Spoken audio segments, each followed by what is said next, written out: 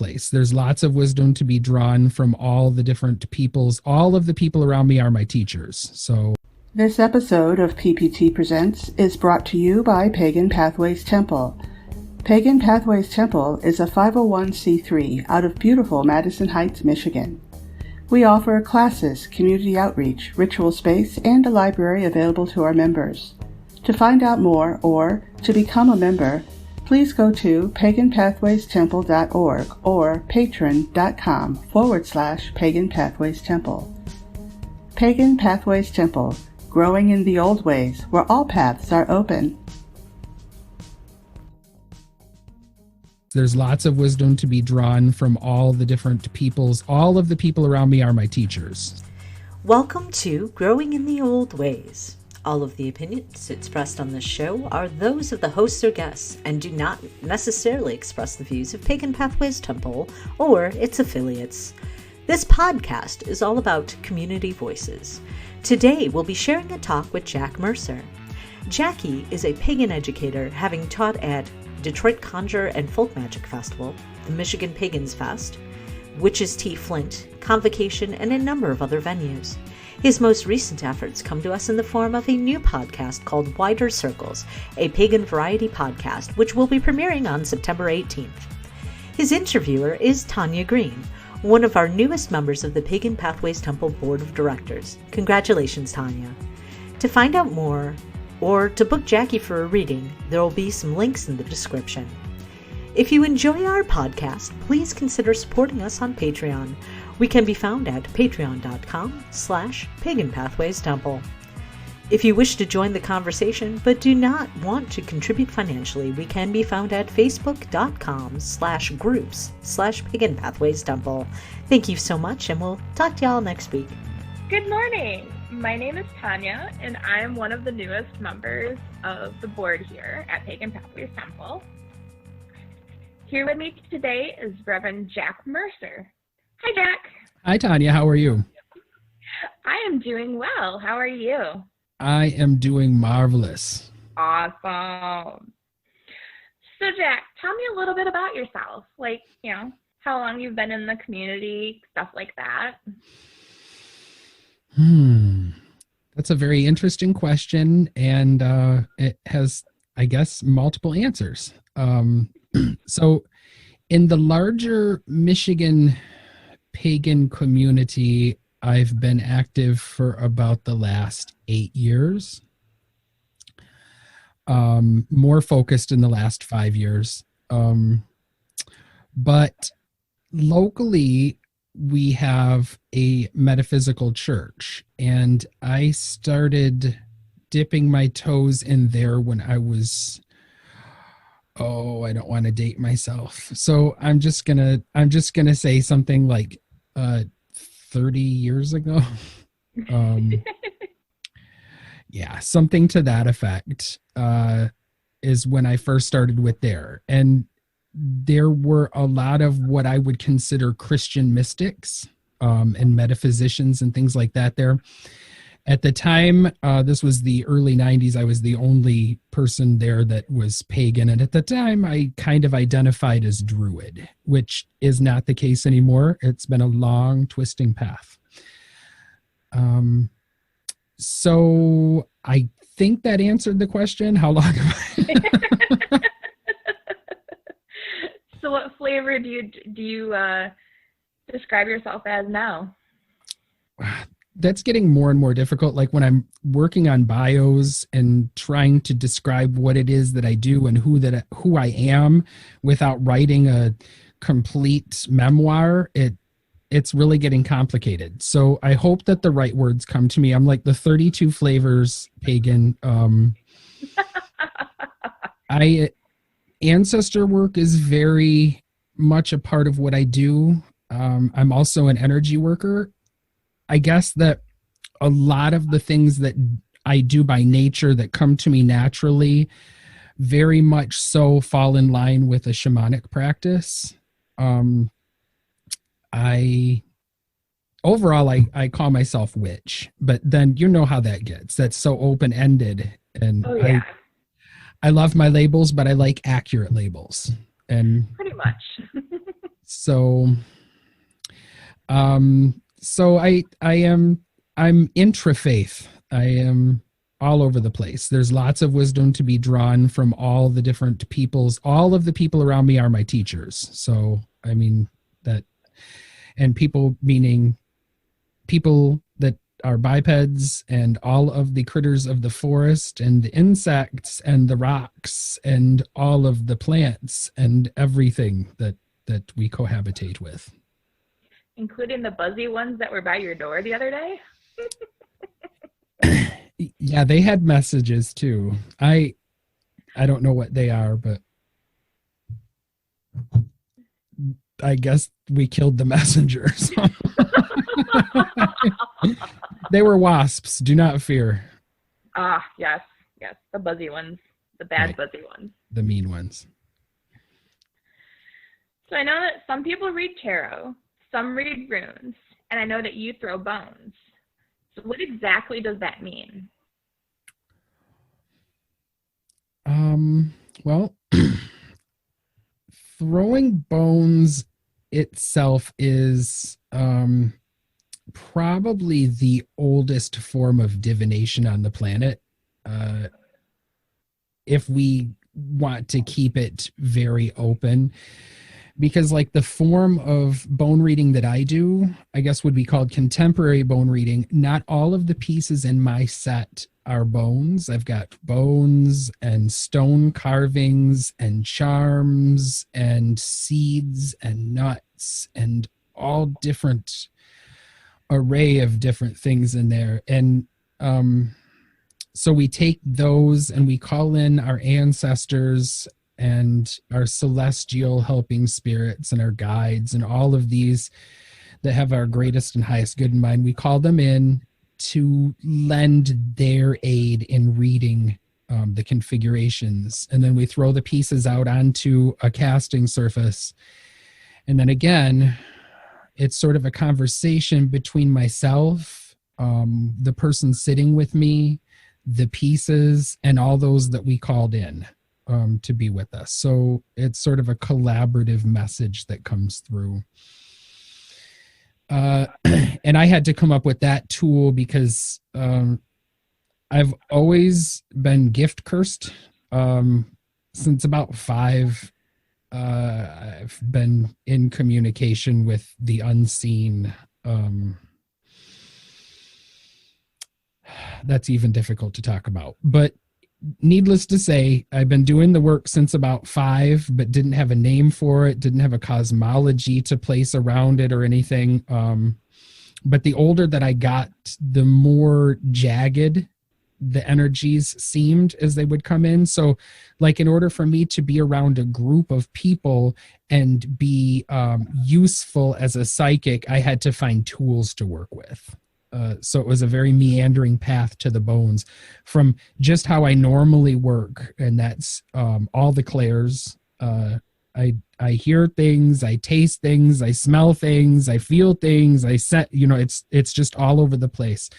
But when I'm around other people, I have to close that off for the most part. But again, like I was saying, that makes you kind of not very effective as a psychic. So the tools came into play, and tarot wasn't my thing.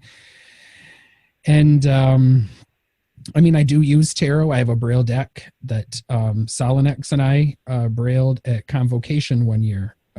But it still strikes me as a sighted person tool. So I've experimented with the runes, and that works okay. But it's not my thing. The bones, that's where I'm at. I'm becoming more, being identified as a reader of things. Because now I'm just throwing stuff out randomly and starting to divine with it. And there we end up with my junk drawer divination class. Very cool. So you were talking a little bit about the different things that are in your bone kit. How many things do you usually have? Or does it keep growing? It is a living, breathing collection. They all have their own individual voices, but they all have one solitary voice too. But like everything else, it changes. So some of the pieces come into the set and they're they've been in there since I've started gathering the pieces. And other pieces find their way in there for a very finite amount of time, and then they're retired. I started out with, I said the other day, I think I started with 13 pieces, and now I'm up to around 93 pieces. And wow. Right. And there's a few pieces on my altar that are saying they want to be in the set, but we're not quite there yet. And again, sometimes I'll add a piece and it's life in the piece in the set. There's been one that lasted a week in the set. So didn't play well with others or didn't enjoy the energy? So that I never actually established because it is a lengthy process for a piece to get into the set. It has to be cleansed, it has to be consecrated, and then it has to be introduced to the other pieces slowly, because they have a say as a collective as to whether a new piece is allowed in or not. It's a very select group. They're a clique. So it could have been that I misread the signs and that they did not speak up loudly enough. Like they're like, meh. Or that piece was in there specifically to deliver its message to only a select number of people. Okay. And then it went into a event at a coffee shop. And as far as I know, it still lives there. So. Oh boy. Yep. So where do you get all the pieces for your kit? That's a fun question. Thank you. Well, before I knew that I was a reader of the things, I mean, I knew that I had sporadic experiences with psychometry, but before I knew that I was a reader of things, I was definitely a magpie. So I am a collector of the things. So I've got like all the different pieces from rituals and from powwows and from all the different things, and weddings and other rites of passage, all of these different things. And I had been collecting them in dishes and drawers and all these different things. And something inside of me, as I was on this path of trying to figure out tools that would work for me, had me collecting all these pieces, and they were making their way into one central location. Not yet to the altar, but up on my dress inside of a nice hand-carved wooden bowl. And once I realized what was going on there, then it was very obvious what was going on. Then I started seeking pieces for the set, and then pieces started coming to me for the set. So sometimes I'll get this notion that there's a message that needs to be said in the set, and so I will set out, make my intentions known, and then I will set out looking for that piece. Other times the pieces will fall in my lap and make themselves very known that they belong in the set, but they don't tell me their meaning. And that can go either way. Sometimes they tell me right off. They fall in my lap and say, I am this. Other times they fall in my lap and say, I belong in the set, but we're going to need to spend a little bit more time together before I divulge my secrets. So basically building a relationship. There are times where the pieces will fall in configurations of like 5, 6, 7 pieces, and they're trying to actually convey one simple energy or phenomenon or message or piece of wisdom. And when I notice that they are putting forth this much effort to communicate a similar message, and they can use different pieces to do so, but when I notice this happening, a lot of times that will send me out in search of a piece. Now a lot of pieces are being gifted to me by people who sit with me on a regular basis. So a lot of the pieces in there are becoming gifted pieces. And again, there are many paths to my bone set. they just, I don't know. They know how to get to me. And many of them, and one of my regular suppliers is Morgana poking dead things. Well, of course, because right. Dead things, bones, makes right. kind of sense. Yes, yes, of course. I never thought of it like that. Oh. So where do you store your bone set when you're not using it? I have a large ancestor altar that I work with, and it's multi-tier. One of the tiers actually has the ancestors that I work with on a regular basis, those of blood and bone, and those that are more primordial, and everything in between. So that is like the lower level of the altar, and then the upper level of the altar, easy for me to say, is strictly it's almost all where I do divination magic. It is where I do I think I have 6 bone sets now, and they all have their places on that top part of the altar. And so when they're up there, they get fed. I feed them with Florida water. Then on special occasions, they get smoked.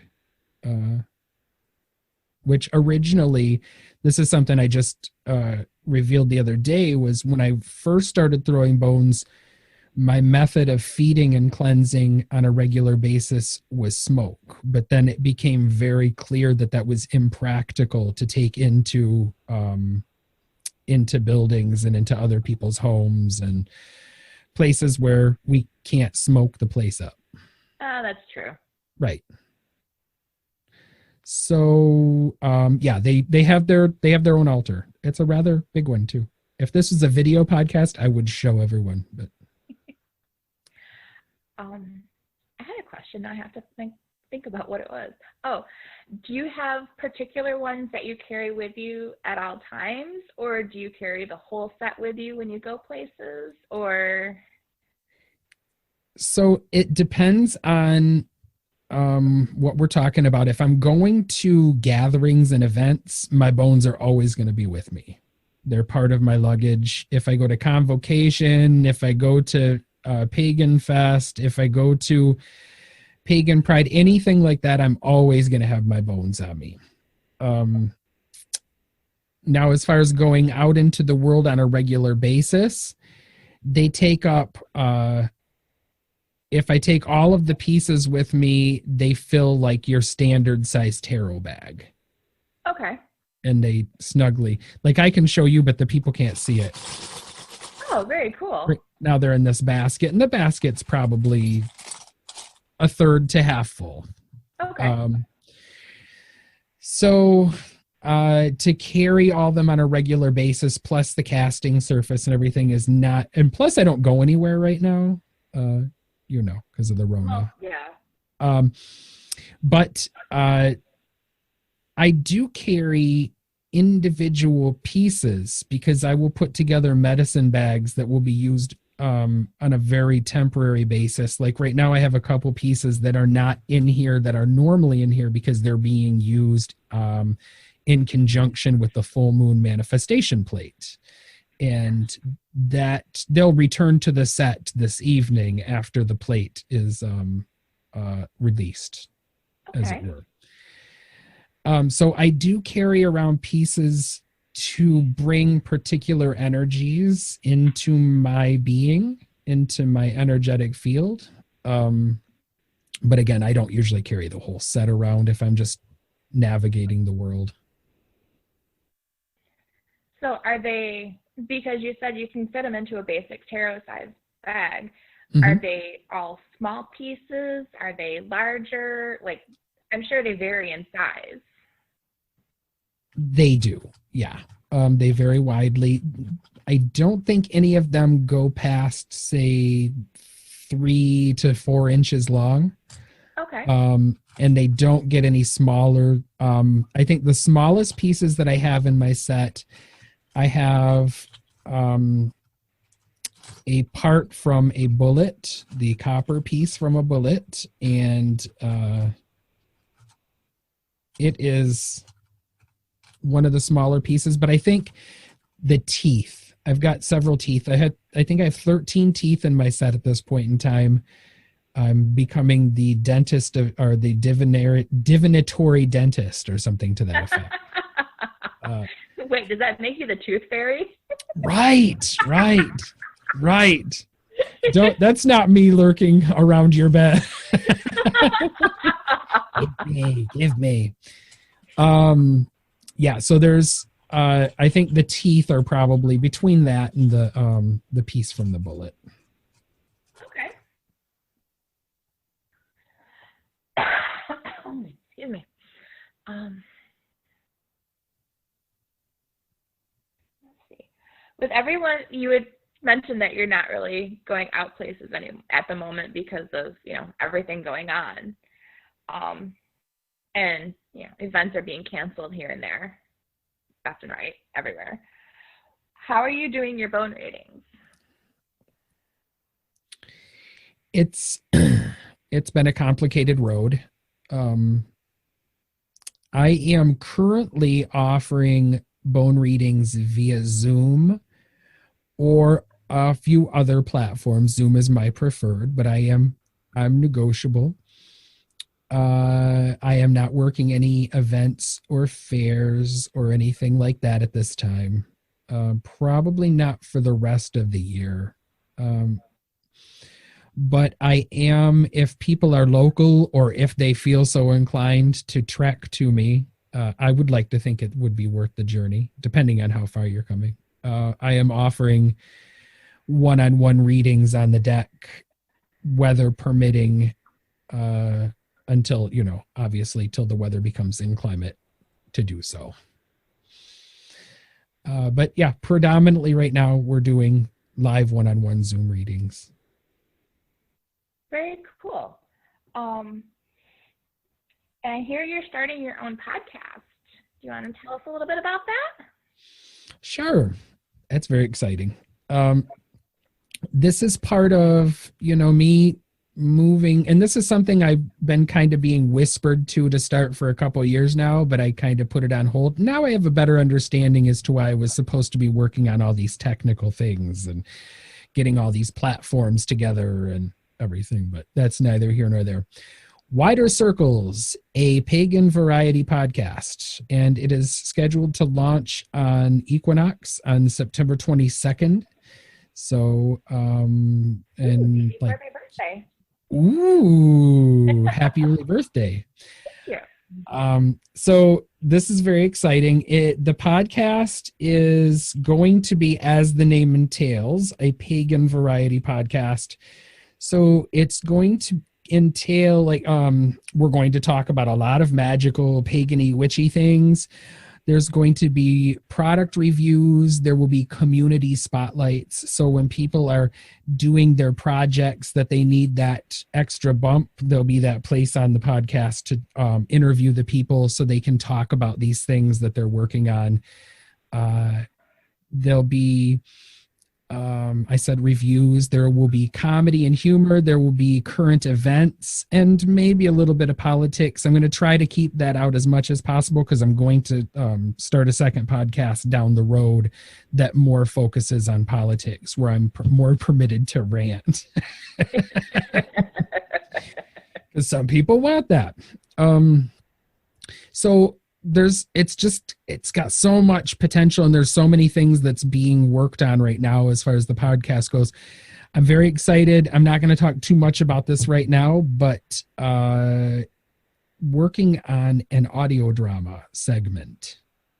Ooh. Right.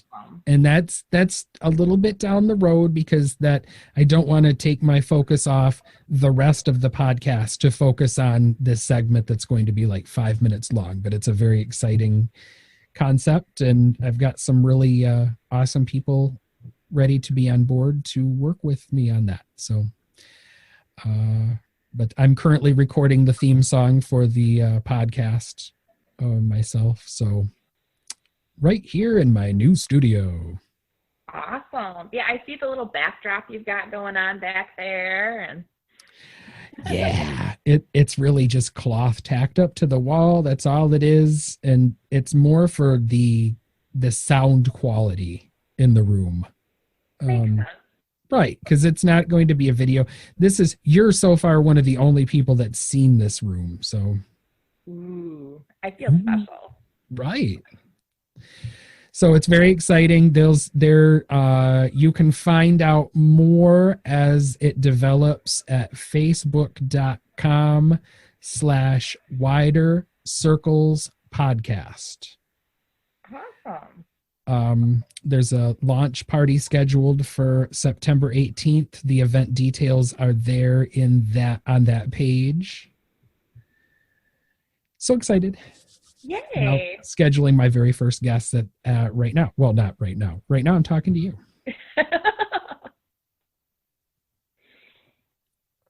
So is there anything else you'd like to tell us about your path or you or anything?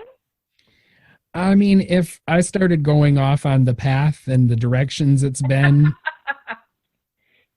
it would be about 4 hours. It's going to be a long podcast. I mean, even just starting this year, because it seems like I keep going through like these spiritual traumas, and every time I come out the other side, the path is different. Even the way that I pick up on energies and phenomena, different things that I intersect with as I'm navigating ordinary space, it starts coming through differently. It's such a strange, meandering life. But I am trying to bring more things to the virtual world because I am so used to being out in the physical world, doing all of the things with all of the people. But I understand right now with who I am as an individual, it's just not the place for me. So it's kind of like one of those things you have to climb the mountain to come see me. If you want to do so. I am currently working on my a new website because the one that I've had for a while now needs updating, and it's on Wix. And I personally, for people who don't know, I'm blind, so I am working with not only learning all of these new platforms to be able to interact and to be able to engage and to provide services, but I'm also doing it through this additional lens of using a screen reader. So having that in place, I can get started on something that's going to be difficult as it is, and then realize that it's actually not accessible. And sometimes that takes me a couple hours into the project to realize. But I am currently working on a website. I'm putting it on WordPress, and I'm trying to make it not look like it was designed by a blind person, although right now, so far it is. I'm also very neon colors and if you stare too long, you might get blinded yourself. I see how you are. Right. It's my tactic. It's all been revealed. So I'm working on my Patreon page right now and all the different benefits that go along with all the different levels of support. Because again, right now, since I'm here in this place, staying in my monastery, as it were, I'm going to start doing all the content creation and things because gotta do something. You can find me on Facebook at facebook.com/REVJRM. And that will take you to the Reverend Jackie Mercer page, which is pretty much my page on my central place on Facebook. If you want more information about wider circles, if you would like to submit a book for review or a product for review, if you would like to be a guest on the podcast, or if you have any inquiries, you can send them to wider circles podcast @gmail.com. Again, that's widercirclespodcast@gmail.com. I'm trying to make sure I get these things out because I'm normally really terrible about this stuff. If you'd like to book a reading, you can private message me. You can do that through the Facebook page, the facebook.com/REVJRM.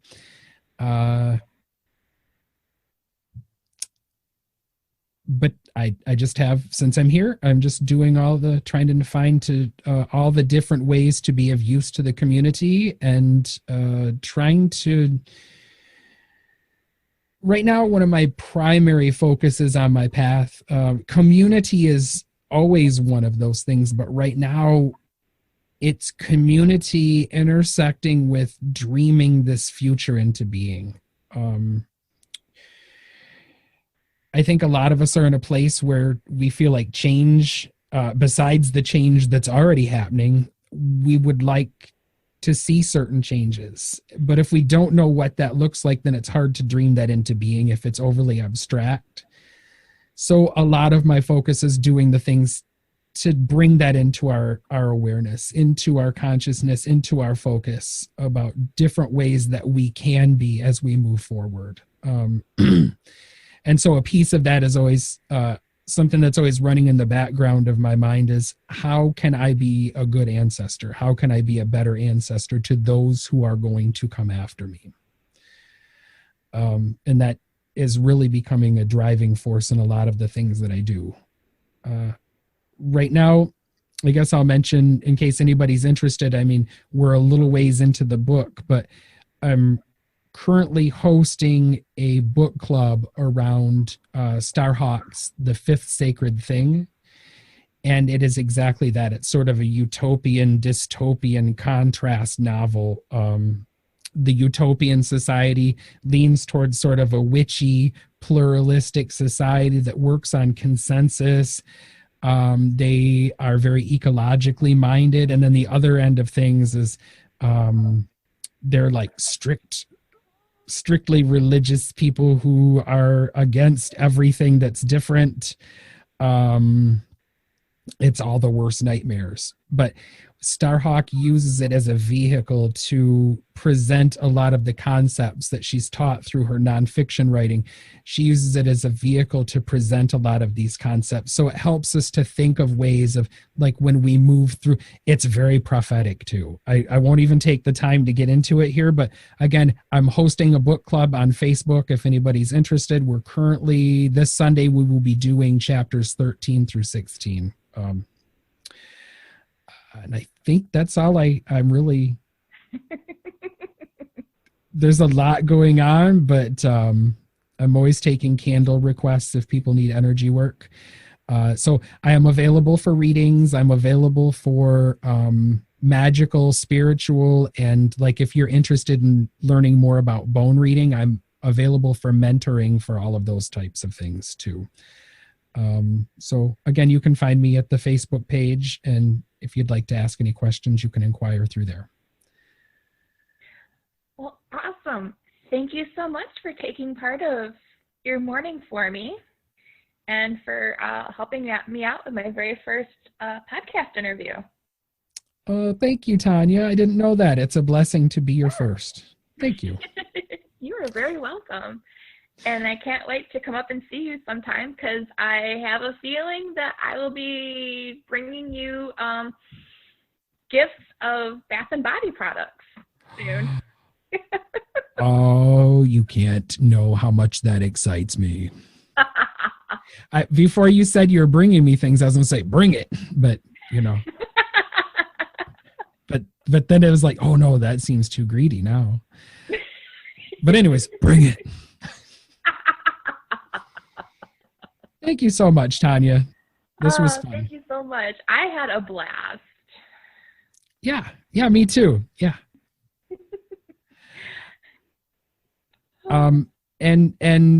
Again, I look forward to connecting virtually with everybody out there for the time being. Yeah, until things calm down and go away, and we can be with one another again and have events and hugs. because I miss hugs from my friends. Yeah. All the hugs. And virtual hugs are just sad. I know. But I kind of guess I want to wish much love, many blessings, and remind everybody to be a good ancestor. Thank you so much. And you have a great day today. You too, Tonya. Thank you. Thank you. Happy full moon. Happy full moon. This PPT Presents broadcast is brought to you by TechWitch Detroit. TechWitch Detroit for all your IT needs. Please visit us on the web at techwitchdetroit.com. TechWitch Detroit, we can help. This episode of PPT Presents is brought to you by Pagan Pathways Temple. Pagan Pathways Temple is a 501c3 out of beautiful Madison Heights, Michigan. We offer classes, both online and in person, community outreach, ritual space, and a library available to our members. To find out more, or to become a member, please go to paganpathwaystemple.org or patreon.com/paganpathwaystemple. Pagan Pathways Temple, growing in the old ways where all paths are open.